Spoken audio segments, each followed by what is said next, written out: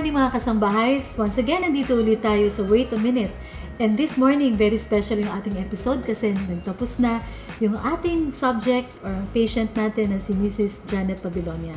We are very, very pleased to introduce to you again our patient si Janet dahil nga napakaganda ng ating mga results sa kanya. First of all, I would like to give you a recap on what transpired sa loob ng 3 buwan. Nag-start kami ng February 1 and natapos kami ngayong araw na ito. Actually last week, but we concluded her treatment or management just last week. To start with, we started off with a weight of 60 kilograms and we targeted 55 kilos after 2 months to 3 months. And fortunately, we were able to accomplish 52 kilogram weight. Our BMI was 27 something, 27.5, around that value.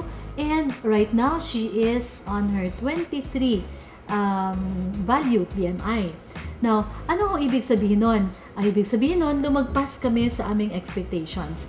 Na sa loob ng 3 buwan, instead na mag-lose kami ng only 5 kilos, which is already okay, nakuha naming mag-lose ng 8 kilos sa span lamang ng 3 months.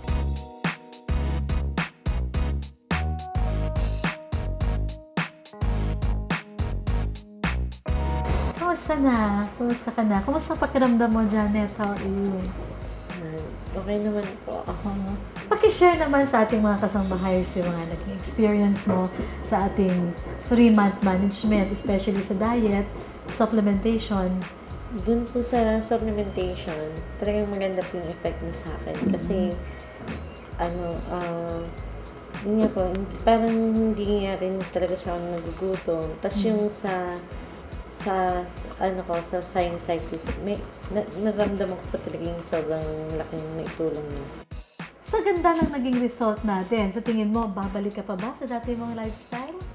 Hindi na po, Doc, kasi kumbaga, na-maintain ko na rin naman po yung ganong lifestyle. Bakit naman po babalik pa ako sa dati? Mas maganda na po yung nararamdaman ko sa mga kasangbahays, importante na tandaan natin na yung pinaka-difficult lang naman sa weight management ay yung first month dahil dito natin pinapasok yung discipline.